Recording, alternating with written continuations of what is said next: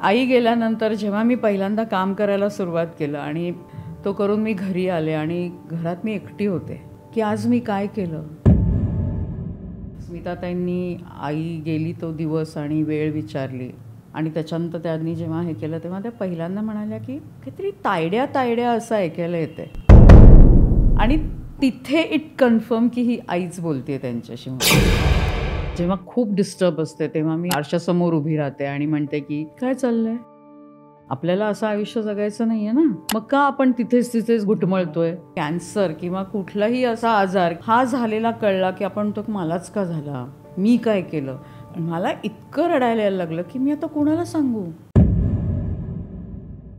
त्या व्यक्तीशी मी खूप कनेक्टेड होते अनेक वर्ष. आणि जेव्हा मला खूप जास्त गरज होती त्यावेळेला ती व्यक्ती माझ्या आयुष्यात नव्हती. ज्या पद्धतीने ती व्यक्ती माझ्याशी वागली त्याने मी खूप हर्ट झाले होते. पण मी स्वतःला सांगितलं की जी व्यक्ती माझ्या अडचणीच्या काळामध्ये किंवा मला गरज असताना माझ्याबरोबर उभी राहू शकत नाही ती व्यक्ती माझ्या आयुष्यात नको आहे.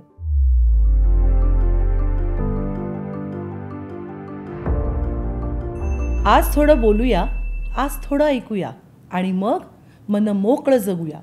अहो, हेच तर ब्रीद वाक्य आहे आपल्या द हिलिंग सर्कल विथ वनश्रीचं. हाय, मी वनश्री पांडे तुम्हा सर्वांचं द हिलिंग सर्कल विथ वनश्रीमध्ये स्वागत करते आहे. काय आवडतायत ना एपिसोड्स तुम्हाला, कमेंट्स येत आहेत आणि थँक्यू सो मच. आजचा एपिसोड हा माझ्यासाठी खूप खास आहे कारण आज जी मैत्रीण आपल्याला भेटायला आलेली आहे ती माझ्यासाठी एक रोल मॉडेल आहे. कारण जेव्हा तिला कॅन्सर डिटेक्ट झाला होता तेव्हा तिने मला जेव्हा कॉल केला होता तेव्हापासून आत्तापर्यंत कॅन्सर फायटर म्हणून माझ्यासाठी ती रोल मॉडेल आहे. ती जेव्हा बोलते ना तेव्हा मला असं वाटतं की तिच्या आवाजातनं माझं हिलिंग होऊन जातं. ती जेव्हा माझ्यासमोर येते ना मला असं वाटतं की इतकं प्रसन्न आणि पॉझिटिव्ह वाटतं कारण तिचं व्यक्तिमत्व जे आहे, तिच्या डोळ्यातले जे भाव आहेत ते इतके कामिंग आणि इतके सूदिंग आणि इतके पॉझिटिव्ह आहेत ना की तुम्हीसुद्धा आता पुढच्या तासाभरामध्ये ती हिलिंग एनर्जी जी आहे ती अनुभव घेणारच आहात.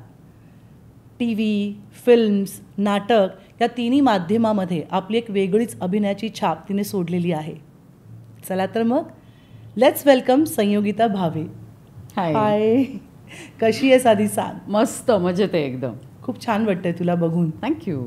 आणि द हिलिंग सर्कलचा उद्देश असा आहे की हिलिंगबद्दल आपण त्याच्यामध्ये बोलतो, वेगवेगळ्या मोडॅलिटीजबद्दल बोलतो. कारण लोकांना असं वाटतं की एक ॲक्टर म्हणजे फक्त ॲक्टिंग करतो पण त्याच्या मागे खूप साऱ्या गोष्टी घडत असतात. म्हणजे मी कॅन्सरचा उल्लेख करेनच की एक 5-6 वर्षांपूर्वी 5 वर्षांपूर्वी डिटेक्ट झाला होता. आणि त्याच्यापासून मी सुरुवात करते की जेव्हा तुला कळलं की कॅन्सर डिटेक्ट झाला आहे, व्हॉट वॉज युअर रिॲक्शन, तू कसं ते फेस केलंस.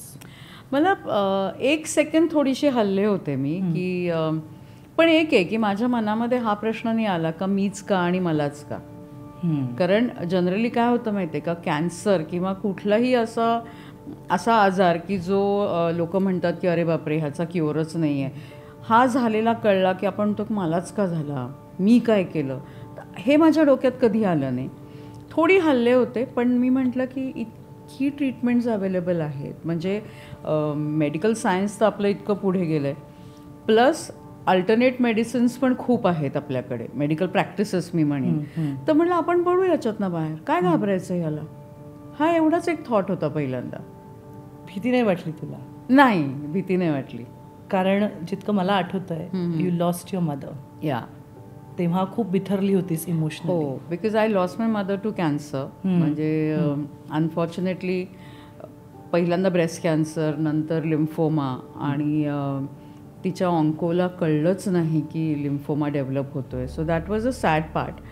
आणि कारण ती माझी एकमेव सपोर्ट होती आणि ती आता आयुष्यात नाही आणि आपल्याला ह्या सगळ्याला फेस करायला लागतं आहे. तर कुठेतरी मला असं वाटलं की ती आहे माझ्या पाठीशी, वेगळ्या रूपामध्ये आहे पण ती पाठीशी आहे आणि ती म्हणते लढ, होशील यातनं बरी.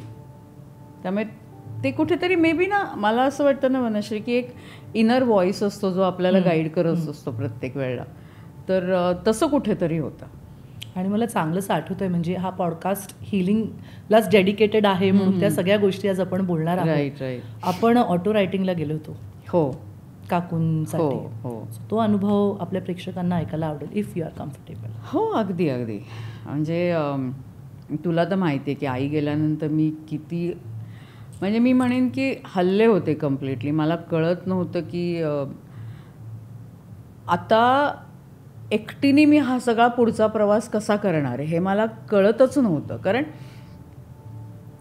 माझं असं होतं ना की शूट करून घरी आलं की जे काही दिवसभरात सेटवरती घडलंय ते मी आईला सांगायचे. मग अगदी बारीक जे आपल्याला खूप नॉनसेन्स वाटतं तीही गोष्ट मी तिला सांगायचे. आणि आई गेल्यानंतर जेव्हा मी पहिल्यांदा काम करायला सुरुवात केलं आणि पहिला शूटिंगचा दिवस तो करून मी घरी आले आणि घरात मी एकटी होते. मला इतकं रडायला यायला लागलं की मी आता कोणाला सांगू की आज मी काय केलं. आज एक सीन करताना मला काही प्रॉब्लेम झाले का, मग how I overcome those problems, हे मी कुणाला सांगायचं. किंवा डिरेक्टरनी मला शाबासकी दिली असेल तर ते मी कुणाला सांगू, because there is nobody to listen to. आणि तिथे मी खूप हल्ले होते. मग मी तुला जेव्हा सांगितलं तेव्हा तू मला म्हणलीस की स्मिताताईंकडे आपण जाऊया. तू अपॉइंटमेंट घेतली होतीस माझ्यासाठी. आणि स्मिताताईंकडे गेल्यावरती मला असं कुठेतरी ना एक मनामध्ये होतं की, म्हणजे मी ऑटो रायटिंगबद्दल खूप ऐकलं होतं हां, म्हणजे पण प्रत्यक्ष कधी बघितलेलं नव्हतं की हे किती खरं असतं किंवा काय असतं. पण जेव्हा स्मिताताईंनी आई गेली तो दिवस आणि वेळ विचारली आणि त्याच्यानंतर त्यांनी जेव्हा हे केलं तेव्हा त्या पहिल्यांदा म्हणाल्या की काहीतरी तायड्या असं ऐकायला येते. तर मी म्हटलं आई मला तायड्या म्हणायची. आणि तिथे इट कन्फर्म की ही आईच बोलते त्यांच्याशी म्हणून. आणि मग अनेक गोष्टी ज्या त्यांनी मला सांगितल्या की माझ्या भाचीबद्दल किंवा माझ्या भावाबद्दल, वहिनीबद्दल, सो ते इतकं तंतोतंत होतं. किंवा त्या पहिल्या रीडिंगमध्येच त्यांनी सांगितलं की आईची इच्छा आहे की मी प्राणी किलिंग करावं, आराटिकपर्यंत तरी करावं म्हणून. सो ह्या सगळ्या, आणि ती मला कायम सांगायची की तू प्राणी किलिंग कर, तुला त्याच्यामध्ये गती आहे आणि तू करू शकशील. पण मला असं होतं की आई प्राणी किलिंग करायची आणि आता ती नाही आहे माझ्यासमोर, माझ्याजवळ नाही आहे. मला नाही माहिती मी हे करू शकेन की नाही. कारण मी मेडिटेशनला बसले ना की मला सतत ती दिसायची आणि मी डिस्टर्ब व्हायचे. सो हे होतं. पण ऑटो रायटिंग मला असं वाटतं ना, it really help me a lot. सोप्या भाषेत सांगू शकशील का what is auto writing? Auto writing म्हणजे एक मीडियम असतो. जसं की सपोज मी मीडियम आहे आणि मी सोल जे आपल्याला पार्ट झालेले, म्हणजे इथून काय म्हणू, शरीर सोडून वरती गेलेले आहेत, तर त्यांच्याशी आपण कम्युनिकेट करू शकतो, त्यांच्याशी आपण कनेक्ट करतो.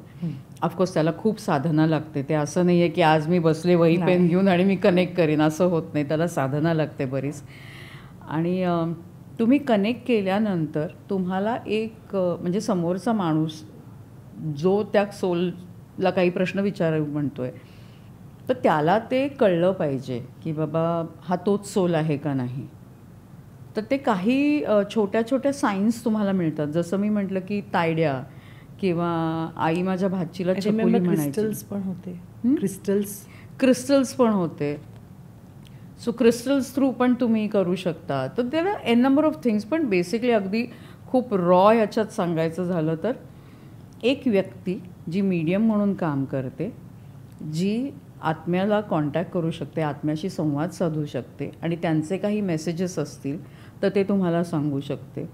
आणि ऑटो रायटिंग ह्याच्यासाठी म्हणतात कारण ते त्यांना ऐकायला येत असतं आणि ते लिहित असतात. So that is why it is auto writing. So it is a guided writing I will say, की समबडी इज टेलिंग यू की काय आहे आणि ते तुम्ही लिहित असता. So that is why it is auto writing. Okay. तुम्ही मनाने लिहित नाही आहात काय. ओके. पण ते झाल्यावर तू हील झालीस का, म्हणजे तिथून सुरुवात झाली का? हो, मी बऱ्यापैकी, म्हणजे तिथून मी म्हणेन की एक 5% तिथनं सुरुवात झाली. की मला एक लक्षात आलं की आई सांगण्याचा प्रयत्न करते की मी तुझ्याजवळच आहे, तू फक्त हाक मार मला.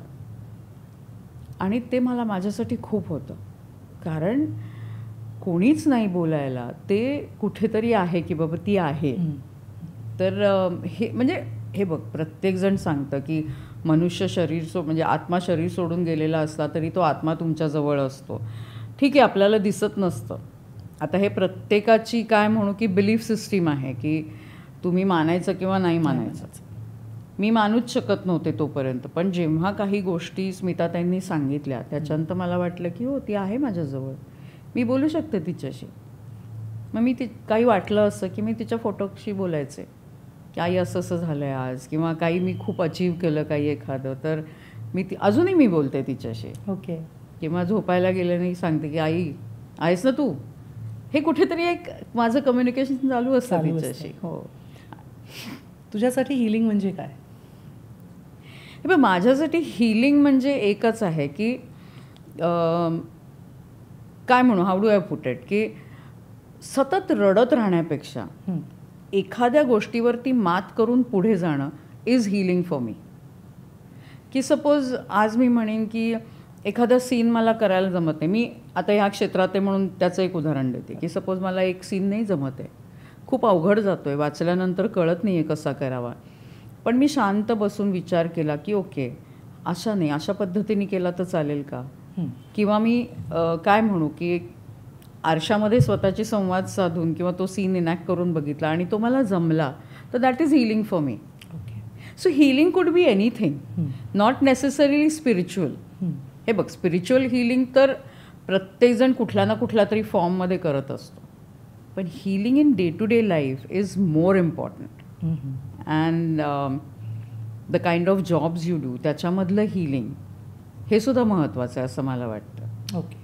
तू कुठल्या स्पिरिच्युअल मोडॅलिटीज फॉलो करतेस? म्हणजे जितकं मला माहिती आहे प्राणिक हिलिंग करते, चक्रा हिलिंग करते, आणि मी डाउजिंग आत्ता जस्ट शिकली. सो डाउजिंग थोडंफार किती जमतंय मला माहीत नाही, पण थोडंफार मी ते करते.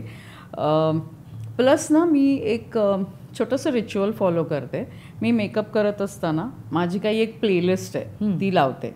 सो कालभैरव स्तोत्र आहे, हनुमान चालीसा आहे, स्त्री सुक्तम, तारक मंत्र आहे आणि गोंदवलेकर महाराजांचा नादातून या नादन. तर हे एक 4-5 मी ऐकते आणि that gives me, that calms me down, that gives me strength की आजचा दिवस मी छान करीन, आजचं काम मी छान करीन. म्हणून मी तो मेकअप करताना लावते, कारण मला असं वाटतं की तिथनं मला ती एनर्जी येते. पण बाकी जसं प्राणिक हिलिंग मला जितकं माहिती आहे, मी काकूंकडनं प्राणिक हिलिंग घेतलंय आणि इवन आपण चक्रा हिलिंगचं एक सेशन केलं. बरोबर. तर ह्या तू प्रॅक्टिसेस डे टू डे लाईफमध्ये करतेस का, की फक्त इमोशनल कधी हर्ट झाली तरच करतेस? डे टू डे लाईफमध्ये ना मी फक्त प्राणिक हिलिंगचं जे मेडिटेशन आहे, ट्विन हार्ट्स मेडिटेशन, ते मी करते. आणि फक्त काय होतं ना की दरवेळेला समोर कुणी असेल आणि ज्याला मी हील करते असं होत नाही. तर कधी कधी मी स्वतःला पण त्या दृष्टीने हील म्हणजे त्या मेथडनी हील करते असं म्हणूयात आपण. तर तेवढं मात्र मी करते. ट्विन हार्ट तू म्हणालीस मेडिटेशन म्हणजे काय? सो ट्विन हार्ट मेडिटेशनचं एक हे आहे की आपण म्हणतो की आपलं हार्ट आणि पृथ्वी आणि आकाश, तर ह्या तिन्हीचं संगम, तर आपल्याला ते धरत नाहीत. म्हणजे याच्यामध्ये पृथ्वी आणि आकाश, अच्छा, या दोन्हीचं त्यांचे जे हार्ट आहेत ते आपल्या हार्टशी अलाइन झाले पाहिजेत. So it is called twin heart meditation. Okay. So त्याच्यामध्ये की पृथ्वीला आपण हे देतो की काय म्हणू, ब्लेसिंग्स नाही म्हणणार, पण आपण एक पॉवर हे करतो किंवा पृथ्वीकडून आपण एक पॉवर घेतो.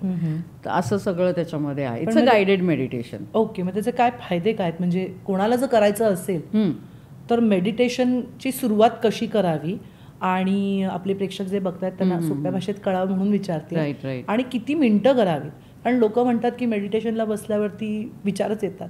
सो ते कसं तू विचारांवर मात करतेस? पण ते येणार, कारण तुमच्यासाठी ही सुरुवात आहे. तुम्ही कधीच मेडिटेशन केलं नाही. आता मी साधं सांगते, मी जेव्हा मेडिटेशनला सुरुवात केली तेव्हा ना मी काही वेळाने मी हालायचे. म्हणजे मला कळायचं की माझी बॉडी शेक होती कम्प्लिटली. तर मी एकदा असंच सुकन्याशी बोलत होते, सुकन्या कुलकर्णी. तर ती मला म्हणली, तुला कळतंय का तुझी कुंडलिनी जागृत आहे म्हणून तू एवढी हे होतीस? म्हणलं हो, मला नव्हतं माहिती. पण मेडिटेशनला बसलं की अनेक विचार येतात, पण त्यांना ना त्या विचारांमध्ये गुंतून नाही राहायचं. अगदी बेसिक जर कोणाला मेडिटेशन करायचं असेल ना तर साधं सिम्पल आहे. आता या भिंतीवरती मला एखादा बिंदू दिसतोय, मी त्या बिंदूकडे कॉन्सन्ट्रेट करून बघत राहते. मी इतर काही विचार नाही करत, मी फक्त त्याच्यावरती कॉन्सन्ट्रेट करते. माझं बेसिकली मला असं वाटतं ना की तुमचं कॉन्सन्ट्रेशन वाढलं पाहिजे आणि मग मेडिटेशन आपोआप जमतं. Okay. Meditation is what, you are relaxing yourself, you are calming all your muscles, your nerves and everything, आणि ज्याच्यामुळे तुम्हाला स्ट्रेंथ मिळते नोईंगली अननोईंगली. असं मला म्हणजे मी खूप काय म्हणू की खूप मोठ्या मोठ्या टर्म्स नाही वापरणार इथे, ते साधं सरळ सोपं जे सगळ्यांना कळेल की बेसिकली तुम्हाला शांत करायचं आहे, तुम्हाला तुमचे सगळे विचार एकत्रित करण्यासाठी म्हणून मेडिटेशन असतं. फायदे काय आहेत त्याचे? कारण बरेचदा लोक म्हणतात काही होत नाही मेडिटेशन करून. खूप होतं, खूप होतं. तुम्हाला वेगळीच एनर्जी येते. म्हणजे सपोज आदल्या दिवशी मला काहीतरी, मी खूप डल फील करते आणि मी त्याच थॉटमध्ये झोपले, तोच विचार सतत रात्री झोपताना मी उठते तेव्हा अशी असते की अरे देवा, आता आजचा दिवस मी कसा करणार आहे, कारण काल जे झालं आहे त्याचाच विचार डोक्यात असतो. पण मी मेडिटेशनला बसले, आता आजकाल आपल्याकडे खूप गोष्टी आहेत, गायडेड मेडिटेशनची म्युझिक्स पण आहेत किंवा गायडेड मेडिटेशन्स पण आहेत, नुसतं म्युझिक पण नाही, ते टेल यू की काय करायचं आहे, आता मांडी घालून बसा, डोळे बंद करा. सो तुम्ही ते जरी केलं ना तर हळूहळू ना तुमच्या मनातले ते विचार नाहीसे होतात आणि तुम्हाला एक वेगळी एनर्जी येते, तुम्हाला एक वेगळा दृष्टिकोन मिळतो असं मला वाटतंय आयुष्याकडे बघण्याचा. बरोबर. आणि जो आत्ताच्या जगामध्ये खूप महत्त्वाचा आहे, कारण आपण इतकं स्ट्रेसफुल लाईफ जगतोय, काही गरज नसताना जगतोय, कारण खूप प्रेशर्स आपण आपल्यावरती लादून घेतलेली आहेत की अरे तिच्याकडे गाडी आहे, माझ्याकडे नाही आहे. कम्पॅरिझन हा कुठून ना कुठून तरी स्ट्रेसच आहे ना शेवटी. बरोबर. पण तुमच्याकडे जे आहे त्याच्यात छान जगा, आणि ते जगत असताना काही ऑब्स्टिकल्स असतील तर मेडिटेशन आहे. संयुक्ता, पूर्ण कॅन्सरची जर्नी जी होती त्यात मी भेटले तुला, मला माहिती आहे, पण असा कुठला एखादा क्षण होता का जिथे तुला वाटलं की बस अब नाही हो रहा है, मला गिवअप करायचं आहे, किंवा त्या स्टेजला असताना गिवअप करायचं आहे, काय होतं जे तुला परत स्ट्रेंथने उभं करत होतं? खरं सांगू वनश्री, असंही कुठलीच स्टेज आली नाही माझ्या त्या जर्नीमध्ये. कारण जेव्हा डिटेक्ट झाला तर तेव्हा मी म्हटलं ओके ठीक आहे, हे झालं आहे आपल्याला, आपण आईचं प्रोसेस बघितलेली आहे सगळी काय होती ते, आईने जे केलं नाही ते आपण करायचं नाही असं नाही, आपण करायचं. म्हणजे माझ्या आईने किमो घेतल्या नव्हत्या, ती मला म्हणली मला नाही किमो घ्यायच्या. मी खूप फोर्स केलं, पण तिने ओरल किमो घेतल्या, तिने इंट्रावेनस घेतल्या नाहीत. मी म्हटलं नाही, डॉक्टर जे सांगतील ते मी सगळं करणार आहे. आणि काही छोट्या छोट्या गोष्टी मी त्यावेळेला करत होते. आता हे मी बऱ्याच लोकांना सांगते, एक मंत्र आहे कुंजिता पादम शरणम, तर ते पांढऱ्या कागदावरती निळ्या पेननी लिहून मी माझ्या उशाखाली ठेवला होता. त्यांनी माझी इम्युनिटी बूस्ट व्हायला खूप मदत झाली. आता प्रत्येकाच्या विश्वासावरती, पण माझा पूर्ण विश्वास होता त्याच्यावरती आणि हे वर्क झालं. प्लस मी काही स्विच नंबर्स लिहिले होते माझ्या शरीरावरती, त्यामुळे त्यांनी कुठेतरी मला हील व्हायला मदत झाली. कारण मला अनेकदा लोक म्हणायचे अरे तू किमो घेऊन आली आहेस, वाटतच नाही. कारण मला ना नॉशॅटिक फील झालं ना, मला कधी असं झालं की अरे देवा आता काय होतं आहे. एकदाच फक्त माझी जेव्हा खूप स्ट्रॉंग किमो सुरू झाली तेव्हा अगदीच म्हणजे गळाटले होते, तेव्हा एकदाच उलटी झाली होती. अदरवाईज मला ना ती सगळी प्रोसेस, म्हणजे माझ्या 6 किमो होत्या, मला कधीच असं जाणवलं नाही की अरे. इनफॅक्ट माझ्या पहिल्या किमोनंतर 8 दिवसांनी एक कॉर्पोरेट ॲक्टिंगचा जॉब होता पुण्यामध्ये, आणि मी डॉक्टरांना म्हटलं मी जाऊ. म्हटलं आत्ता किमो झाली आहे तुमची. म्हटलं सर पण दॅट इज व्हेरी इम्पॉर्टंट आणि आय हॅड ऑलरेडी कमिटेड. तर मला म्हणले बरं ठीक आहे तू मास्क लाव. पण म्हटलं मग डिलिव्हर करताना कसं करू. नाही नाही तेव्हा तू मास्क काढ पण अदरवाईज मास्क ठेव. म्हटलं बरं ठीक आहे. मी गेले आणि माझा दिल्लीचा एक को ॲक्टर आहे तो मला म्हणला वाय आर यू हिअर. म्हटलं म्हणजे माझी कमिटमेंट होती ना, मी ऑलरेडी त्यांना हो म्हणून सांगितलं होतं, तर हे मध्ये आलं म्हणून मी काय ते सोडायचं आहे. तर मी आले, मी केलं. मग तिकडचे आमचे UK चे जे फॅसिलिटेटर्स होते ते मला म्हणले की वी नेव्हर एक्सपेक्टेड की तू हे सगळं करशील म्हणून, कारण आम्हाला कळलं होतं. कारण मी त्यांना लिहिलं होतं की दीज आर द थिंग्स की मला मास्क लावायला लागेल, कारण एक तर AC रूम, क्लोज रूम, तर मला कुठलं इन्फेक्शन नको आहे, तर मी माझं पाठ झाल्यानंतर मी मास्क लावून बसीन, तर I hope it is okay. तर नाही हो म्हणले होते. त्यामुळे ते मला, मग मी हेही केलं आहे. मी माझ्या किमो चालू असताना माझ्या पुण्यातल्या 2 मैत्रिणी आहेत, आम्ही तिघींनी मिळून ऋण नक्षत्रांचे चॅनल सुरू केलं होतं. सो एक कवी, त्याच्या कविता, त्याची गाणी, असं आम्ही करत होतो. तर मी केलं आहे, बरंच काय काय केलं आहे किमोच्या दरम्यान. काही यूट्यूबचे व्हिडिओज, कुणी इन्स्टावरती विचारलं की मॅम करून द्याल का, कारण एक तर लॉकडाऊन होता, बरोबर, त्यामुळे तुम्ही घरातच सगळं शूट करत होतात. तर मी म्हटलं अगं हे बघ असं आहे, मी विग वापरणार आहे, चालणार आहे का. ती म्हटली हो मॅम चालेल, काही हरकत नाही. तुम्ही विग घालून फोटो काढ, कारण केस नव्हते ना. बरोबर. सो फोटो पाठवले. ती म्हणली हो चालेल. मी तेही केलं. मी कुठेच गप्प बसले नाही किमोच्या दरम्यान, कारण एक केमो झाल्यानंतर पहिले 2-3 दिवस तुम्हाला थोडंसं असतं की झोप येत असते, सारखं हे होतं, नंतर तर तुम्ही ओके असता ना. ओके. सो ते काय म्हणू, 2.5 आठवडे तुमच्याकडे असतात पुढच्या किमोसाठी, करायचं त्याच्यामध्ये आपल्याला जे पाहिजे ते. पण हे जे तू म्हणाली स्विच वर्ड्स, स्विच नंबर्स, हे खरंच काम करतं का, म्हणजे खूप काम करतं. काय एक्झॅक्टली आपल्या प्रेक्षकांना तुझं सांगितलंस तर? आता पर्टिक्युलर काय म्हणू, अगदी फक्त रोगांसाठीच असं नाही, तर तुमच्या डे टू डे ह्याच्यासाठी सुद्धा काही नंबर्स आहेत. आता त्याची काही कॉम्बिनेशन्स असतात आणि मी काही त्याच्यातली एक्सपर्ट नाही आहे. सो जे एक्सपर्ट आहेत त्यांच्याकडनं मी घेतले होते हे. तर ते नंबर्स असतात, ते काही निळ्या पेनाने लिहायचे असतात, तर काही लाल पेनाने लिहायचे असतात. तर त्या रंगाची एक एनर्जी असते आणि ते जे सिक्वेन्स असतो नंबर्सचा, त्याची एक वेगळी एनर्जी असते. ते कोऑर्डिनेट होऊन तुमच्या शरीरावरती काम करतात. ओके.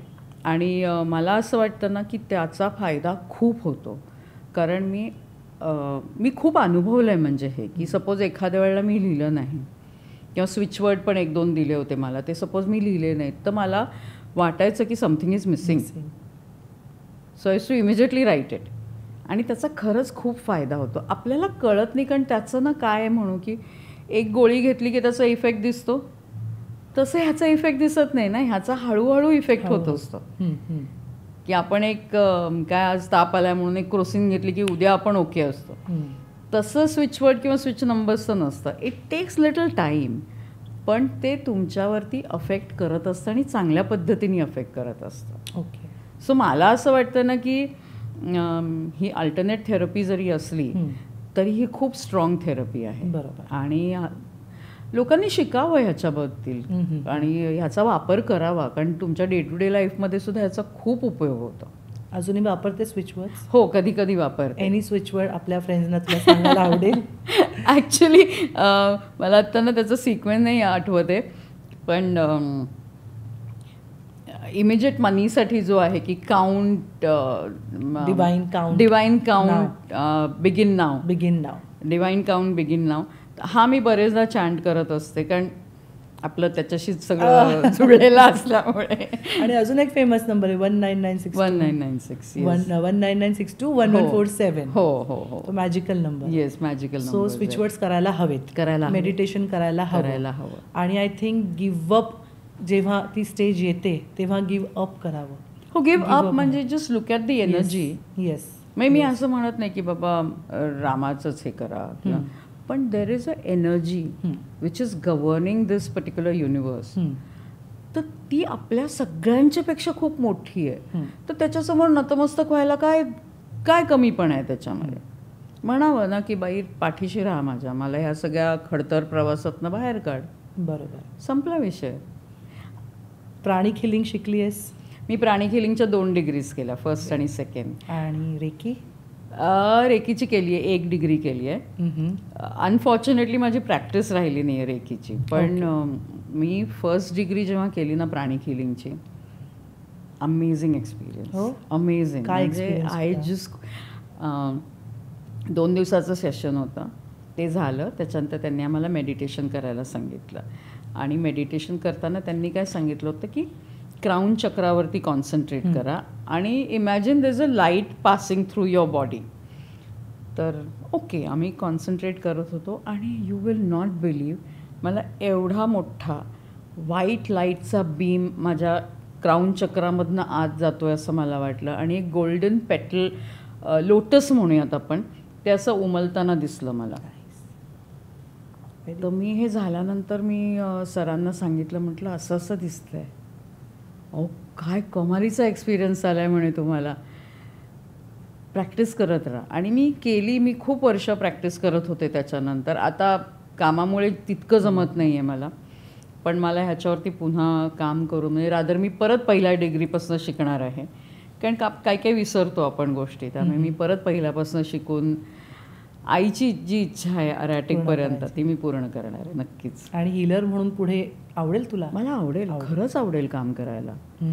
कारण मी आत्तासुद्धा बघ ना, म्हणजे हिलिंग ॲज सच हिलर नसलं तरीसुद्धा मी बऱ्याच कॅन्सर पेशंट्सला मी गाईड करते. मी बऱ्याच लोकांना वेगळ्या पद्धतीने विचार करायला लावते.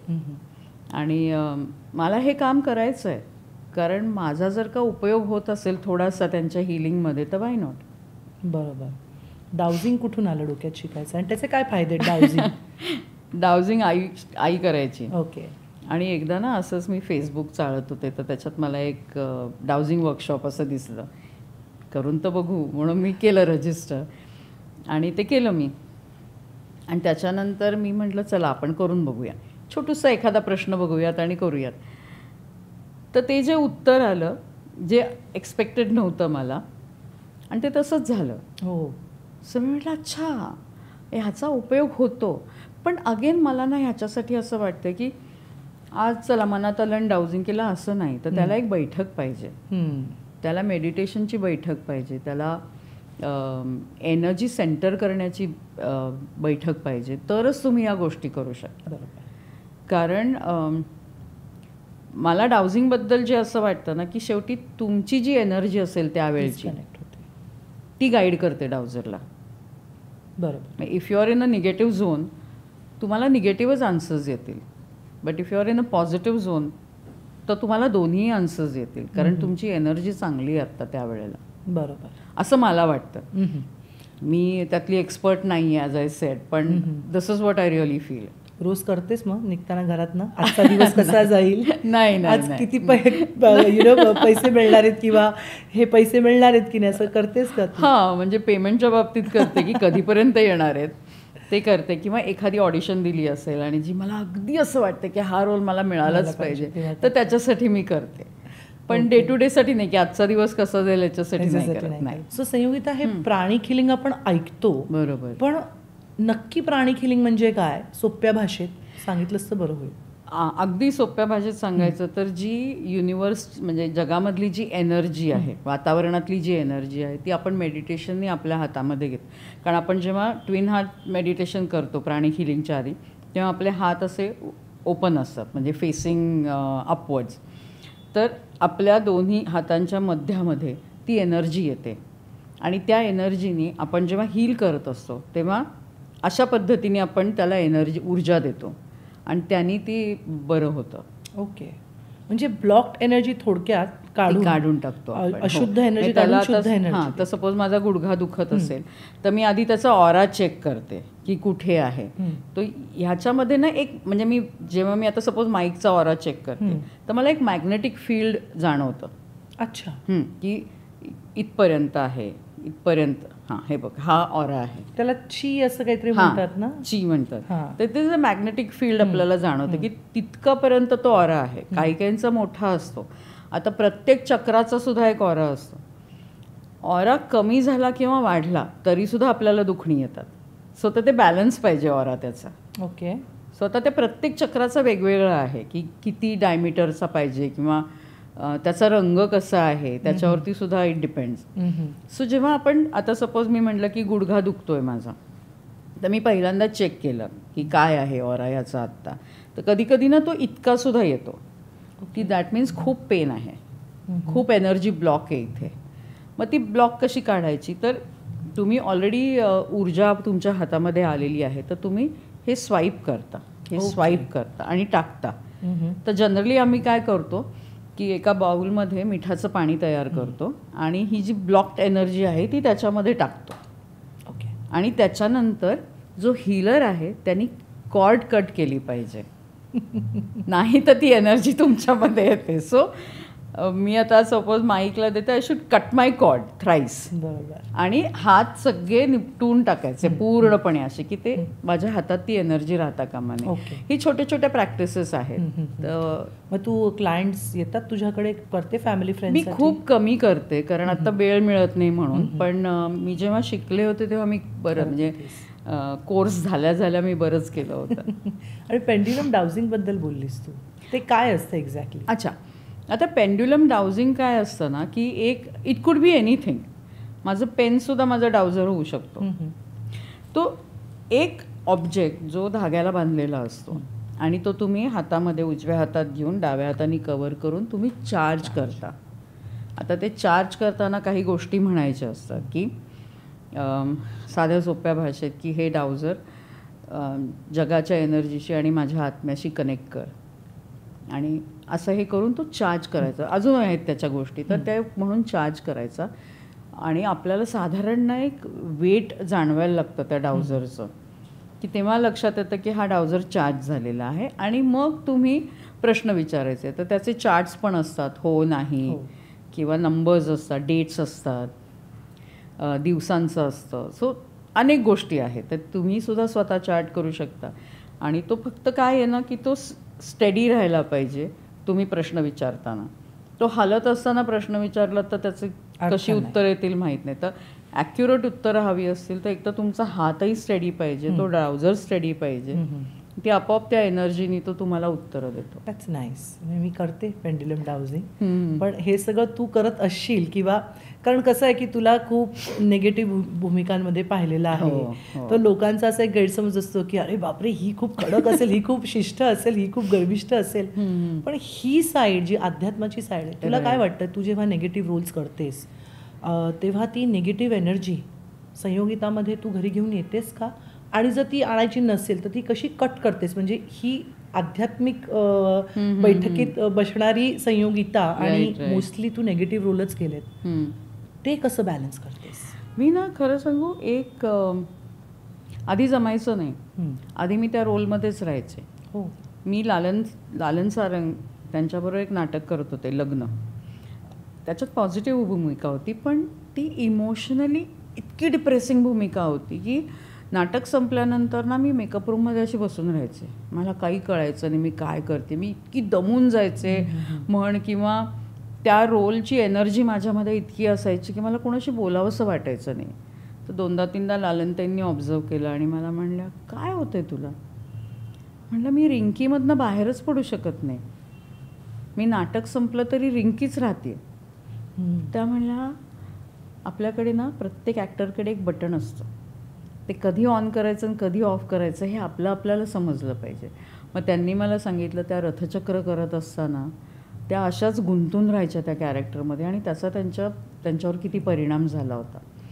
पण त्या म्हणल्या की माझी एक टेक्निक आहे, नाटक संपलं की मी त्या कॅरेक्टरबद्दल विचार करत नाही.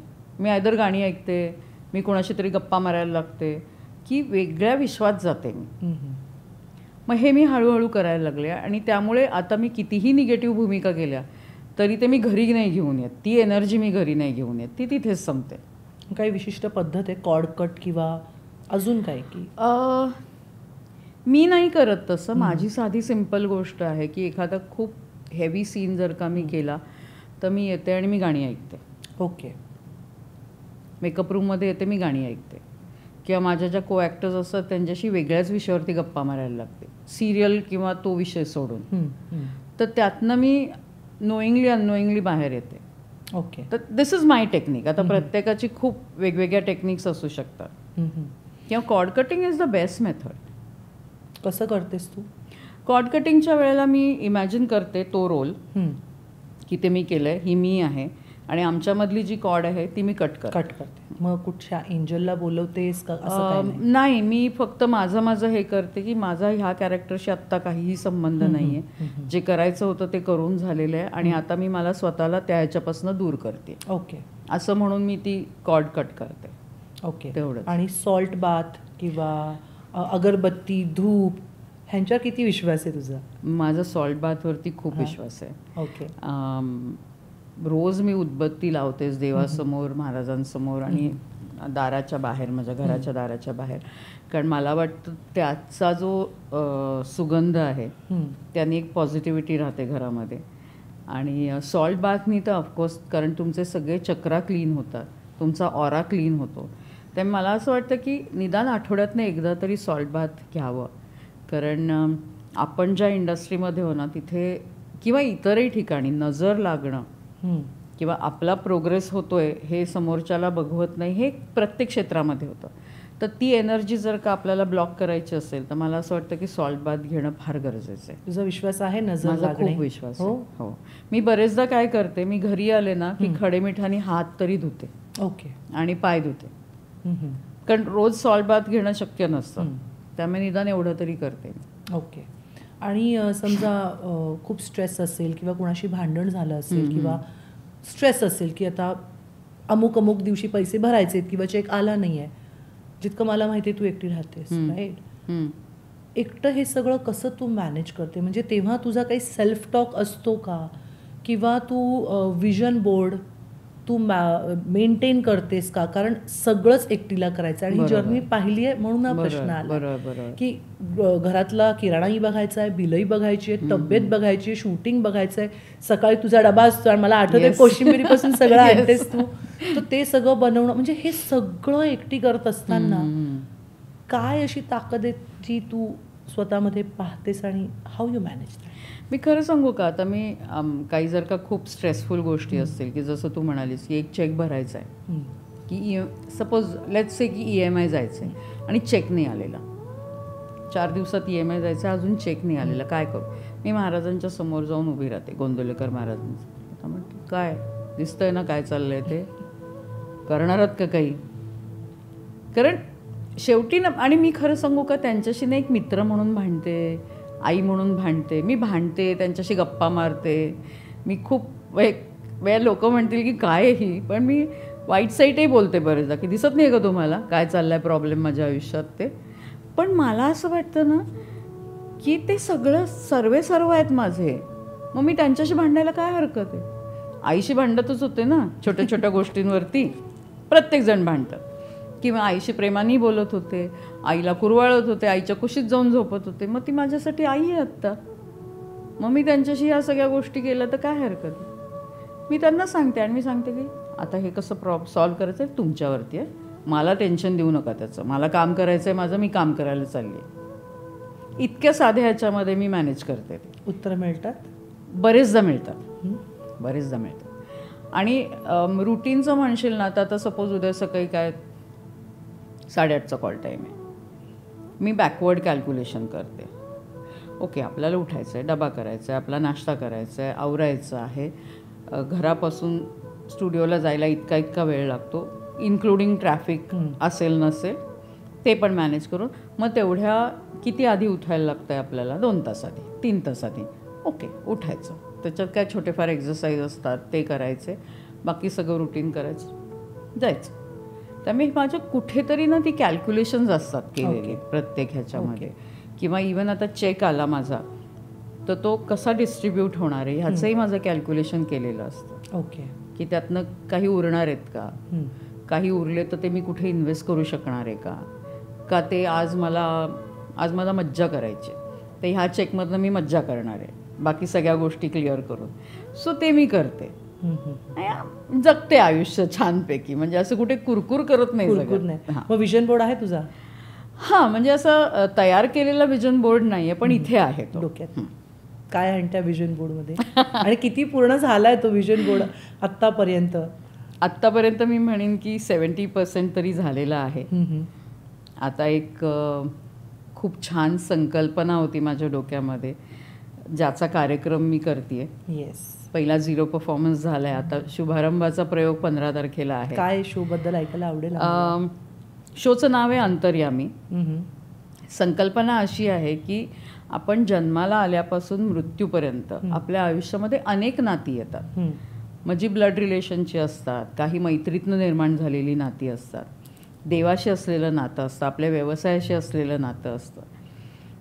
तर ह्या नात्यांचा एक प्रवास. आणि मग ह्याच्यामध्ये आम्ही गाणी आहेत, नाच आहेत, अभिवाचन आहे. माझ्या आजोबांची आम्ही एक गोष्ट वाचतो त्याच्यामध्ये. अभिराम भडकमकरच्या 2 नाटकातले नाट्यप्रवेश करतो, कविता वाचन आहे. तर असा तो सगळा प्रवास आहे. आणि शेवटी की आता आपलं आयुष्य संपत आलं आणि आता देवाकडे जायचं आहे, तर ह्या वळणावरती जरा थांबूया, मागे वळून बघूया, आपल्या आयुष्यामध्ये काय चुकलं, काय करायचं राहून गेलं, आणि मग छान मनाने आपण तिकडे जाऊया. सो कारण त्याच्याशी शेवटचं नातं आहे आपलं. बरोबर. सो हा असा एक छोटासा प्रवास सांगणारा कार्यक्रम आहे. ओके. सो मी म्हणेन की कलाविष्कार आहे, वेगवेगळ्या कलांचा ओके. अंतर्यामी. तुझं काय राहून गेलंय करायचं मागे वळून बघताना? आणि मागे वळून बघताना खूप काय काय करायचं राहिलंय. बेसिकली ॲक्टर म्हणून अजून खूप ग्रो करायचं आहे, खूप काही शिकायचं आहे ॲक्टर म्हणून. कारण मगाशी तू जसं म्हणालीस तसं फक्त निगेटिव्ह भूमिका केल्या आहेत मी आत्तापर्यंत. मला पॉझिटिव्ह भूमिका करायच्या आहेत, मला चॅलेंजिंग भूमिका करायच्या आहेत. म्हणजे निगेटिव्ह भूमिका चॅलेंजिंग असतात, पण मला अपार्ट फ्रॉम दॅट मला स्वतःला चॅलेंज करायचं आहे अजून, की हे मी करू शकते का नाही. की पॉझिटिव्ह म्हणजे आता जसं परवा 0 परफॉर्मन्समध्ये काही लोक आली होती आणि ते म्हणले की अरे आम्ही हिचं हे रूप कधी बघितलंच नाही आहे. तर मला तेच सांगायचं की मी पॉझिटिव्ह करू शकते, मला चान्स तर देऊन बघा एक. बरोबर. त्यामुळे अशा बऱ्याच गोष्टी आहेत. मला स्वतःचं प्रोडक्शन हाऊस सुरू करायचं आहे. आत्ता एक माझी संकल्पना कोणीतरी प्रोड्यूस करतंय, उद्या माझ्या संकल्पना मलाच प्रोड्यूस करायला आवडतील, तर ते एक अल्टिमेट एम आहे. सो आणि अपार्ट फ्रॉम ॲक्टिंग तू कॉर्पोरेट ट्रेनिंग? हां, मी कॉर्पोरेट ॲक्टिंग करते. म्हणजे काय? सो कॉर्पोरेट ॲक्टिंग म्हणजे ह्या ज्या मोठ्या मोठ्या मल्टीनॅशनल कंपनीज असतात त्यांचं ना काय म्हणू 4 ग्रेड मॅनेजर टू 1 ग्रेड मॅनेजरपर्यंत वर्कशॉप्स असतात. म्हणजे it could be behavioural workshop किंवा मॅनेजमेंट वर्कशॉप्स किंवा कम्युनिकेशन स्किल्सवरती. तर त्या ह्याच्यामध्ये आम्हाला ते ॲक्टर म्हणून वापरतात. तर आम्ही काय करतो, आम्ही सांगत नाही की आम्ही ॲक्टर्स आहोत. आम्ही त्यांच्याबरोबर काय आता सपोज एक सबऑर्डिनेट आहे आपण म्हणू, म्हणजे काय ज्युनियर लेवल मॅनेजर आहे आणि मी मॅनेजर आहे त्याची. So I play as a manager आणि तो सबऑर्डिनेट असतो. आणि मग त्याचे जे प्रॉब्लेम्स आहेत तर मग आम्ही पहिल्यांदा काय करतो की खूप वाईट हे करतो की तो काही बोलतो आहे तर आपण बिझी राहायचं.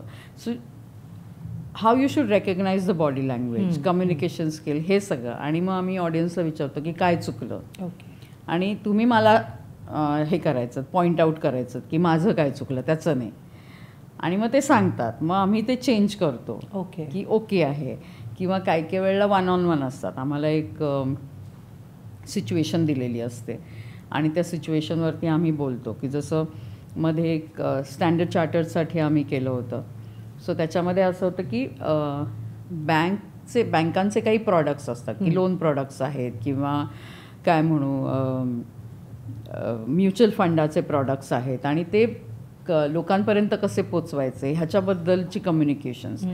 तर त्याच्यामध्ये कसं ते कम्युनिकेट केलं पाहिजे एका ऑर्डिनरी माणसाशी, अशा गोष्टी. आणि मग वर्कशॉप झाल्यावरती आम्ही सांगतो की we are actors, we are professional actors. असं वेगळं आहे हे, म्हणजे खूप खूप वर्षांपासून करतेस तू? हो, मी आता जवळजवळ 10-12 वर्ष करते. सो संयोगिता, खूप छान वाटतंय तुझा सगळा हा हिलिंगचा प्रवास ऐकून.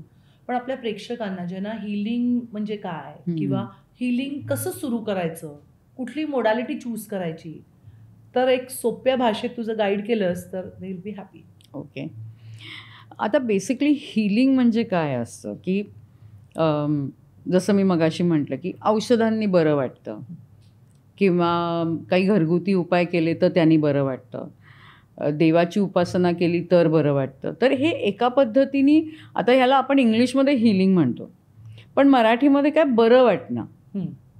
कुठल्या तरी गोष्टीने आपल्याला बरं वाटतंय, आपला जो रोग आहे किंवा आपल्या जी विचार आहेत ते आपण बदलतोय कुठल्या तरी ह्याने, कुठल्या तरी काय म्हणू प्रकाराने असं म्हणूयात, तर तेच हिलिंग आहे ना शेवटी. आज मी खूप स्ट्रेसमध्ये असेन आणि मी शूटिंगला गेले, एक खूप सुंदर सीन समोर आला आणि तो मस्त केला, मला शाबासकी मिळाली, तर ते हिलिंग आहे माझ्यासाठी. ओके. कारण आज माझा जो स्ट्रेस लेवल आहे तो कमी होतो त्याने. तर हिलिंग कुठल्याही पद्धतीचं असू शकतं, नॉट नेसेसरी की जे अल्टरनेट मेडिसिन्स आहेत किंवा आपण जे म्हणतो प्राणिक हिलिंग आहे, रेकी आहे किंवा स्विच नंबर, स्विच वर्ड्स आहेत, हे वेगवेगळे प्रकार आहेत हिलिंगचे. किंवा मेडिटेशन आहे, मेडिटेशननी सुद्धा हिलिंग होतं. काही आपल्याला गायडेड मेडिटेशन असतात की ज्यांनी आपलं हिलिंग होतं. पण प्रत्येक वेळेला मला असं वाटतं की ह्या गोष्टींचा करा उपयोग, पण ह्याच गोष्टींवरती अवलंबून राहू नका. बरोबर. तर हिलिंग कुठल्या वेगळ्या पद्धतीने होऊ शकतं ते शोधून काढा. कुणाला स्वयंपाक केल्याने हिलिंग होतं. माझं स्पष्ट मत असं आहे की आपल्या मनामध्ये जे निगेटिव्ह विचार येत असतात किंवा ज्या गोष्टींचं आपण खूप दडपण घेतलेलं असतं, त्या गोष्टीपासून आपल्याला जर का लांब जायचं असेल, त्यापासून जर का आपल्याला सुटका हवी असेल आणि ती सुटका आज मला एक चांगली कोशिंबीर केल्याने मिळणार असेल किंवा चांगला सीन केल्याने मिळणार असेल किंवा एखादी टाइमपास फिल्म बघितल्याने मिळणार असेल, तर ते माझ्यासाठी हिलिंग आहे. ओके. स्पिरिच्युअलिझम एकीकडे आहे, पण हा एक अल्टरनेट काय म्हणू एक रस्ता आहे हा वेगळा, की अशा पद्धतीने मग मी प्रत्येक वेळा अरे मला ना गुरुच नाही आहे, मग मी कसं, नाही असं काही नसतं. तुम्ही शोधायचं असतं तुम्हाला कशामध्ये शांती कशाने मिळते, बरोबर, तुम्हाला शांत कशाने वाटतं. आज मला लहान बाळाला कडेवर घेतल्याने सुद्धा शांत वाटतं, त्याच्याशी खेळण्याने शांत वाटतं. तुमचं जे काय म्हणू की मनावरचं दडपण आहे, आयुष्यामधले जे टेन्शन्स आहेत, ही सगळे कुठेतरी रिलीज करण्यासाठी आपल्याला हिलिंगची गरज असते. ओके. ओके. आणि सेल्फ टॉक काय असतो तुझा? करतेस का मुळात? हो, बरेचदा करते. आरशात बघून की मनातल्या मनात? नाही, दोन्ही करते. जेव्हा खूप डिस्टर्ब असते तेव्हा मी आरशात उभी राहते आणि आरशासमोर उभी राहते आणि म्हणते की डोळ्यात बघून काय चाललंय, का हा विचार आलाय मनामध्ये. आपल्याला असं आयुष्य जगायचं नाही आहे ना, मग तो विचार कुठेतरी सोडून द्यायचा आहे. मग का आपण तिथेच घुटमळतोय. जर आपल्याला माहिती आहे की आपण याच्यावरती मात करू शकणार आहोत, आज नाही उद्या नाही पण परवा तर मात करू, मग त्याच्यासाठी आज रडत बसण्यामध्ये काय अर्थ आहे. ह्या माझ्या साध्या टेक्निक्स आहेत. मी कुठल्या असं शिकून वगैरे काही नाही करते. It works. ज्या गोष्टी सोडायच्या सोडून मी सोडते. त्रास झाल्यावर काय करतेस मग सोडत असताना? आता मी खरं सांगू का, एक माझ्या आयुष्यामध्ये अशी घटना घडली की त्या व्यक्तीशी मी खूप कनेक्टेड होते अनेक वर्ष. आणि जेव्हा मला खूप जास्त गरज होती त्यावेळेला ती व्यक्ती माझ्या आयुष्यात नव्हती आणि ज्या पद्धतीने ती व्यक्ती माझ्याशी वागली त्याने मी खूप हर्ट झाले होते. पण मी स्वतःला सांगितलं की जी व्यक्ती माझ्या अडचणीच्या काळामध्ये किंवा मला गरज असताना माझ्याबरोबर उभी राहू शकत नाही, ती व्यक्ती माझ्या आयुष्यात नको आहे. मी तो कप्पा बंद केला पूर्णपणे. लेट गो करत असताना जो त्रास होतो, रडतो किंवा डिप्रेस्ड वाटतं, त्याच्यावर कशी मात करायची किंवा तू केलीस? मला असं वाटतं ना, रडायला येत असेल तर मोकळेपणाने रडून घ्यावं. कारण तुम्ही ती निगेटिव्ह एनर्जी बाहेर काढताय, ते दुःख बाहेर टाकताय. तुम्ही जर का ते साठवून ठेवलं, दाबून ठेवलं तर तुम्हालाच त्रास होईल. ओके. रडायला येतंय, आज काय मला ही गोष्ट हवी होती ती मला जमली नाही. फॉर एक्झाम्पल, मला अमुक गाडी घ्यायची आहे, माझ्याकडे पैसे कमी पडले, मला नाही घेता आली, मला खूप वाईट वाटते, रडायला येते, मी घरी येऊन रडीन. पण स्वतःला हेही बजावून की आज नाही जमलं ना, काही दिवसांनी होईल. किंवा जसं मी म्हटलं की काही व्यक्ती असतात आपल्या आयुष्यामध्ये किंवा काही लोक असतात आपल्या आयुष्यामध्ये जी आपल्याला त्रास देतात आणि त्यावेळेला खूप रडायला येतं. पण रडा ना तुम्ही, तुम्ही कमजोर आहात असं नाही दिसत ना, कमकुवत असं दिसत नाही. कमकुवतपणा कधी दिसतो, जेव्हा तुम्ही प्रत्येक वेळेला रडता. बरोबर, त्याच गोष्टीसाठी. पण एकदा त्या गोष्टीसाठी रडा, मोकळं व्हा, ती गोष्ट तुमच्या आयुष्यातनं काढून टाका. परत जाऊन त्या गोष्टीचा विचार करू नका. म्हणजे ती निघून जाईल ना तुमच्या आयुष्यातनं. बरोबर. कशाला हवी आहे? फॉरगिव्हनेस किती महत्त्वाचा आहे. फॉरगिव्हनेस खूप महत्त्वाचा आहे. मी साधं सिम्पल गोष्ट करते. सकाळी उठल्यानंतर आणि रात्री झोपताना हात जोडून म्हणते की माझ्या पहिल्या जन्मापासून आत्तापर्यंत मी कुणाला दुखवलं असेल, त्रास दिला असेल, अपमान केला असेल तर त्या सगळ्यांची मी मनापासून माफी मागते.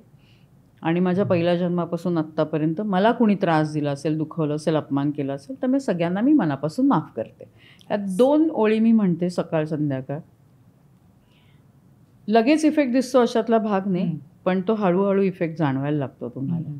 तुमचं सराउंडिंग बदलतं, तुमच्याशी लोक ज्या पद्धतीने वागतात किंवा कनेक्ट होतात हे खूप बदलतं. ओके. आणि ज्या व्यक्तीने हर्ट केलं ती व्यक्ती पुन्हा समोर आली तर how you react? I mean forgive, move on, की तो राग असतो? Move on. मूव्ह ऑन आहे ती व्यक्ती, ओके, तुझ्या असण्याने मला काही फरक पडत नाही. So forgiveness forgiveness is very important.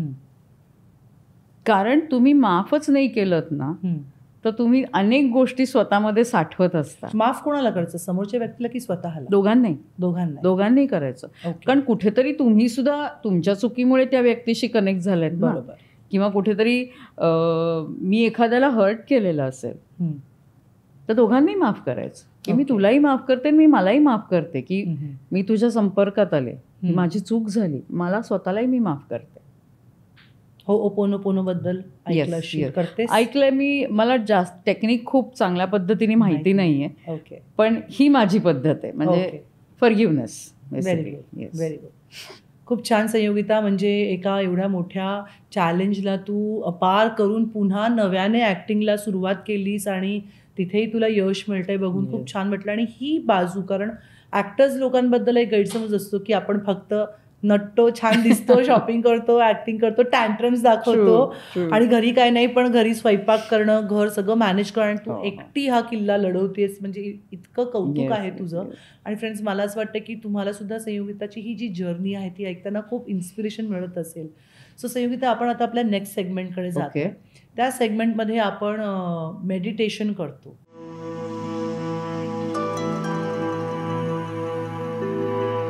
So open ठेवायचे आहेत हात, डोळे बंद करायचे आहेत आणि सगळं लक्ष श्वासावरती केंद्रित करायचं आहे. डोळे बंद करायचे आहेत आणि नाकाने श्वास घ्यायचा आहे, होल्ड करायचा आहे आणि तोंड ओपन ठेवून ब्रीद आउट करायचं आहे. Relax. Breathe in, Prem, compassion. Hold करायचं आहे, ते प्रेम आणि कंपॅशनात फील करायचं आहे आणि डोळे उघडून, तोंड उघडून ब्रीद आउट करायचं आहे स्ट्रेस आणि tension. Release. Breathe in all love, affection. Very good. Hold. Feel love and affection. Open your mouth and breathe out all your stress and anxiety and tension. हे असं अजून 3दा करायचं आहे. ब्रीद इन, होल्ड, श्वास सोडायचा आहे. ब्रीद out. Body relax करायची आहे. Breathe in, hold and breathe out. Very good. Now your entire body is relax. संपूर्ण शरीर जे आहे ते रिलॅक्स झालेलं आहे. आता संयोगिता, एक सुंदरसा व्हाईट लाईट तुझ्या डोक्यामध्ये जातोय असं इमॅजिन करायचं आहे आणि तो व्हाईट लाईट सगळीकडे डोक्यापासून, चेहऱ्यापासून, खांद्यापासून पसरत जाऊन पूर्ण आतमध्ये जे काही दुखणं असेल ते हील करत करत तुझ्या स्पाईनमधनं back, chest, stomach, hips, thighs, knees आणि काव्स, पूर्ण शरीरामध्ये हा व्हाईट लाईट पसरलेला आहे आणि हळूहळू तळपायातनं तो व्हाईट लाईट पसरत जातोय आणि तो व्हाईट लाईट आतमध्ये डीप जमिनीच्या आतमध्ये खोलवर रुतत चाललाय आणि त्याची मुळं घट्ट होत चालली आहेत. आपलं ग्राउंडिंग करतोय आपण, कारण आपलं नातं आपल्या मुळांशी जोडलं तर आपण स्ट्रॉंग राहतो, रूटेड राहतो, ग्राउंडेड राहतो. तर ही मुळं जी आहेत ती अजून तुला मजबूत आणि स्ट्रॉंग करतायत पुढे जे काही चॅलेंजेस येतील ते फेस करण्यासाठी. आता तिथे एक सुंदरशी खिडकी बघायची आहे जिथे उभी आहेस तिथे एक सुंदरशी खिडकी दिसते. त्या खिडकीपाशी जायचं आहे आणि त्या खिडकीतनं डोकावून बघत असताना बाहेर एक सुंदर असं गार्डन दिसणार आहे. आणि त्या गार्डनमध्ये एक बाकडं आहे, बेंच आहे आणि तिथे तू आणि तुझी आई गप्पा मारतायत. सो आजवर एखादी गोष्ट जी आईला सांगायची राहून गेलेली आहे ती सांगायची आहे. त्या बेंचवर तू आणि आई बसलेले आहात आणि इथून ही संयोगिता जी त्या खिडकीतनं त्या दोघींकडे पाहतीये. अशी कुठली गोष्ट आहे जी तिला सांगायची आहे? ती सांगायची आहे.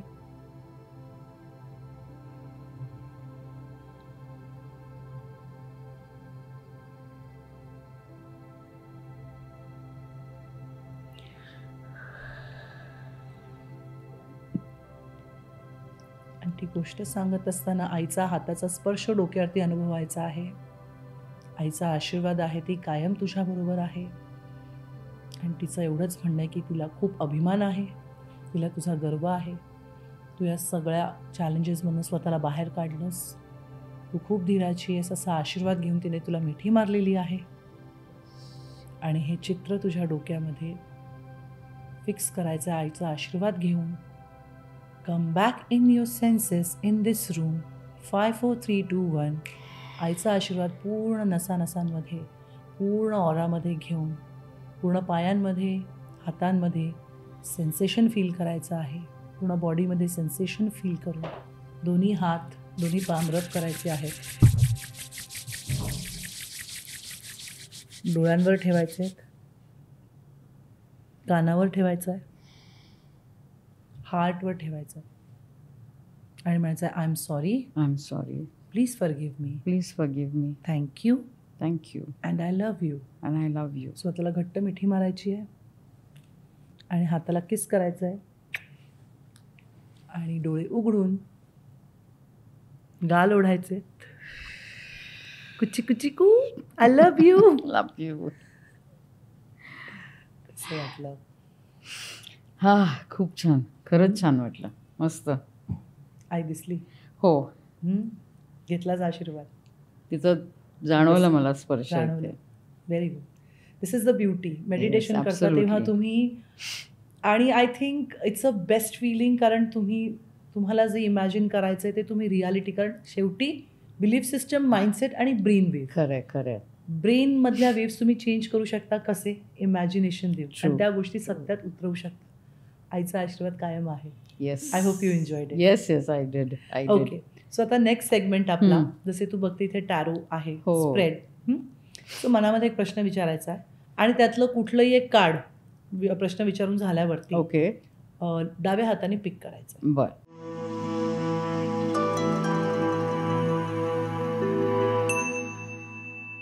सो टॅरो कार्ड्स आहेत, मनामध्ये एक प्रश्न विचारायचा आणि डाव्या हाताने एक कार्ड पिक करायचं आहे. मी आन्सर Okay. देईन तुला.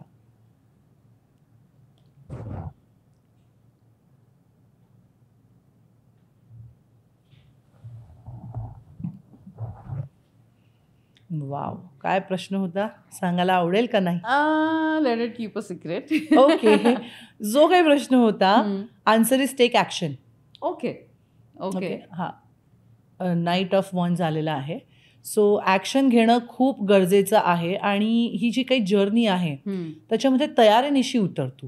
म्हणजे असं नको की होईल ना, बघूया ना, करेन ना, असं नको ठेवूस. राईट. एक ॲक्शन घेणं आणि ॲक्शन बरोबर ती फायर असणं. आणि सगळ्यात तसंही हे 9 आहे ना, मंगळाचं वर्ष आहे पुढचं, तर सूर्याचं आहे, तर ती ॲक्शन खूप महत्वाची आहे. ओके. तर कामाच्या बाबतीत असेल हां. जो प्रश्न, जितकं Yes. मला दिसतंय कामाच्या बाबतीतच आहे, तर ॲक्शन घे आणि ती फायर जी आहे ना, ती हां. आग जे ना धगधगती ती राईट ठेव, राईट. ओके विजू देऊ नकोस. ओके. सो असं केलंस तर डेफिनेटली छान सक्सेस आहे. हो, लवली लवली, ओके, फारच छान. सो आता आपला पुढचा सेगमेंट आहे संयोगिता, पास्ट, प्रेझेंट, फ्युचर.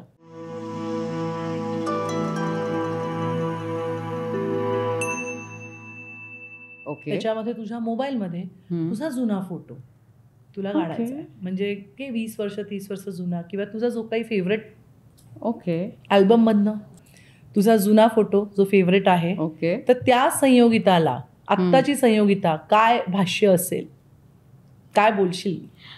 अच्छा, ओके. तुला माहिती आहे की हा जेव्हा फोटो काढला होता आपण, तेव्हा तू ह्या क्षेत्रामध्ये कुणीच नव्हतीस आणि धडपडत होतीस. कोणाचा पाठिंबा नव्हता, काही नव्हता, पण आज इथपर्यंत पोचली आहेस. आणि जसं ह्या फोटोमध्ये तू लांब बघतेस ना, तसंच अजून लांब आपल्याला वाटचाल करायची आहे. एक ध्येय जे आपण त्यावेळेला ठरवलं होतं, त्या ध्येयापर्यंत जायचं आहे. त्या गोष्टी अचीव करायच्या आहेत. तेव्हा हा फोटो काढण्याची जी हिंमत दाखवलीस ना, तीच हिंमत आत्ता माझ्यामध्ये येऊ देत आणि आपलं लक्ष, म्हणजे ज्या लक्ष्यापर्यंत पोचायचं आहे तिथे आपण दोघीजणी पोचूयात आणि तेही लवकरात लवकर. आणि एक फ्युचर संयोगिता कसं बघतेस तू स्वतःला आजच्या पुढे 10 वर्ष किंवा 20 वर्ष पुढे गेल्यावर? काय संयोगिता कशी दिसेल, कशी असेल, कशी वागेल, काय तिची स्वप्न असतील? ओके. सो मला असं वाटतं ना की माझ्यासारख्या ज्या कोणी असतील मुली की ज्यांना या क्षेत्राबद्दल काहीच माहिती नाही, त्यांना मला गाईड करायला आवडेल. ओके. त्यांना मला शिकवायला आवडेल की ह्या क्षेत्रामध्ये कसं यावं, कसं स्वतःला कंडक्ट करावं. आणि जसं मी म्हटलं की मला माझं स्वतःचं प्रोडक्शन हाऊस सुरू करायचं आहे, तर त्याच्यामध्ये कास्टिंग करताना किंवा हे करताना मला प्युअर टॅलेंट पाहिजे. ओके. आणि ही हिंमत माझ्यामध्ये यायला पाहिजे, म्हणजे येईल असं मी व्हिज्युअलाइज करते की माझं प्रोडक्शन हाऊस असेल, मी एक नाव कमवलेलं असेल. आज संयोगिता भावे म्हटल्यानंतर लोकांना माझी अख्खी जर्नी डोळ्यासमोर दिसेल आणि जो रिस्पेक्ट मला मिळावा अशी माझी इच्छा आहे किंवा जो मान मिळावा तो मला मिळत असेल. तथास्तु. वास्तू नेहमीच तथास्तु म्हणत असते आणि हे स्वप्न तुझं पूर्ण व्हायलाच हवं. आणि संयुक्ता, तू म्हणजे मी काय सांगू, आय एम ऑलवेज इन्स्पायर्ड. मला नेहमीच तू इन्स्पायर करत होतीस, म्हणजे आपण इतके वर्ष काम एकत्र केलं आणि मला तुझ्यातला सच्चेपणा, प्रामाणिकपणा, एक काय म्हणतात त्याला की जोशमध्ये येऊन त्या गोष्टी तू करतेस आणि कधी कुठल्याही गोष्टींचा बाऊ नाही करत, रडत बसत नाही. एवढा मोठा कॅन्सरसारखा आघात तुझ्यावर आला तरीसुद्धा तू त्यातनं बाहेर काढलंस. तर जाता जाता मला एवढंच विचारायचं आहे किंवा रिक्वेस्ट आहे रादर, की आपले प्रेक्षक जे या कॅन्सरमधनं किंवा कुठल्याही आजारातनं जात आहेत, तर त्यांना तू काय सल्ला देशील आणि कसं स्वतःला त्यांनी स्ट्रॉंग ठेवायला पाहिजे? मी ना खरं एवढंच सांगेन की तुम्हाला कुठलाही आजार झालेला असो, मग कॅन्सर असू देत. आता कॅन्सरमध्ये कॅन सर्वाईव्ह असं मी कायम म्हणते. So it's not a cancer. मग मी कॅन्सरला म्हणून की अरे कोण आहेस तू, तुला घाबरत नाही मी, मला पुढे जायचं आहे, मला जगायचं आहे. तर तुम्हाला कुठलाही आजार झालेला असो, तुम्ही त्या आजाराशी संवाद साधा, त्याला सांगा की मी तुझ्यामुळे घाबरलेलं नाही आहे, मला खूप आयुष्य जगायचं आहे, त्यामुळे तू बागुलबुवा नाही आहेस तू माझ्या आयुष्यातला, त्यामुळे निघून जा माझ्या आयुष्यातला. आणि स्वतःला सतत हे बजावत राहा की मी बरीच होणार आहे. म्हणजे एक मी छोटासा मंत्र म्हणायचे, I am fit and fine and healthy. हे म्हणत राहा रोज. नोईंगली अननोईंगली तुमच्या शरीरावरती इतका त्याचा परिणाम होत असतो आणि तुम्ही पटकन या सगळ्यातनं बाहेर येता. येस. त्यामुळे मी हेच म्हणेन की बाऊ करू नका कुठल्याही गोष्टीचा. बरोबर. आणि आयुष्य खूप सुंदर आहे, ते सुंदर पद्धतीने जगा. Good. Thank you so much. Thank you. तू इथे वेळात वेळ काढून आलीस आमच्याशी. तुझी एक अध्यात्माची साईड आणि या सगळ्या गोष्टी तू करतेस हे लोकांना माहीत नाही, कारण तू नेहमी विलन आणि नेगेटिव्ह रोलमध्ये असते. तर त्यासाठी मनापासून आभार. आणि एक हील युअर सोलतर्फे एक छोटीशी भेटवस्तू. Okay, thank you. So heal your सोलतर्फे ही छोटीशी भेटवस्तू, त्याच्यामध्ये बाथ सॉल्ट आहे. ओके. तू बिलीव्ह करतेस सो बाथ सॉल्ट. रोज क्वार्टचं ब्रेसलेट आहे, लेफ्ट हातामध्ये घालसो. सेल्फ लव्ह तर आहेच, पण लोक सुद्धा अजून प्रेम करतील आणि तू स्वतः अजून प्रेम करायला पाहिजेस म्हणून ते दिलेलं आहे. आणि आय थिंक त्याच्यामध्ये सेलेनाईट आणि टर्मोलिनचं लटकन आहे. घराच्या दारावरती लाव, म्हणजे निगेटिव्ह एनर्जी जी तू घेऊन येत असशील बाहेर, तिथे बाहेरच राहील आणि घरामध्ये पॉझिटिव्ह एनर्जी जी आहे ती जनरेट व्हायला लागेल. अँड आय होप तू एन्जॉय केलंस आणि थँक्यू सो मच की तू इथे वेळात वेळ काढून आलीस. नाही, मला खरंच खूप मजा आली, कारण हा रेग्युलर हे नव्हतं, एक Yes. वेगळी जर्नी आपण एक्सप्लोअर करत होतो आणि बरोबर. खूप छान वाटलं मला ह्याच्याविषयी बोलून. Thank you so much Sanyukta. Thank you so much. So friends, काय तुम्हाला कसा वाटला आजचा एपिसोड? नाही, तुम्ही कुठेही असाल, कुठल्याही पोझिशनमध्ये असाल, मेंटल, इमोशनल, फिजिकल, हा पॉडकास्ट जेव्हा तुम्ही पूर्ण बघाल तेव्हा तुमचं स्ट्रेस, टेन्शन, जे काही चॅलेंजेस, जे काही टेन्शन्स असतील ते नक्की निघून जातील. तुम्हाला काय करायचं आहे, हा एपिसोड तर पूर्ण बघायचाच आहे, पण त्याचबरोबर तुमचं ज्यांच्यावर प्रेम आहे, तुमचे फ्रेंड्स, फॅमिली, या लोकांबरोबर आमचे द हिलिंग सर्कल विथ वनश्रीचे एपिसोड शेअर करायचे आहेत. कारण शेअरिंग इज केअरिंग. आमचा उद्देश हाच आहे की या हिलिंग सर्कलमुळे प्रत्यक्षात आपण भेटू शकत नाही, पण या माध्यमातून तुमचं डिप्रेशन किंवा तुमचं स्ट्रेस, एन्झायटी, या सगळ्या गोष्टी आहेत, कुठेतरी फुल नाही फुलाची पाकळी, एवढाच काय तो उद्देश आहे. सो असे अजून अनेक एपिसोड आम्ही तुमच्यासाठी घेऊन येणार आहोत. तर तुमचे कमेंट्स आम्ही नक्की वाट बघतोय आणि आजचा हा एपिसोड तुम्हाला कसा वाटला आम्हाला कमेंट्सद्वारे नक्की लिहून कळवा. आमचा हा एपिसोड जास्तीत जास्त लोकांपर्यंत शेअर करा, आमचा चॅनल सबस्क्राईब करा आणि लाईकचं बटन दाबा आणि बघत राहा मज्जा pink only on YouTube. Thank you so much.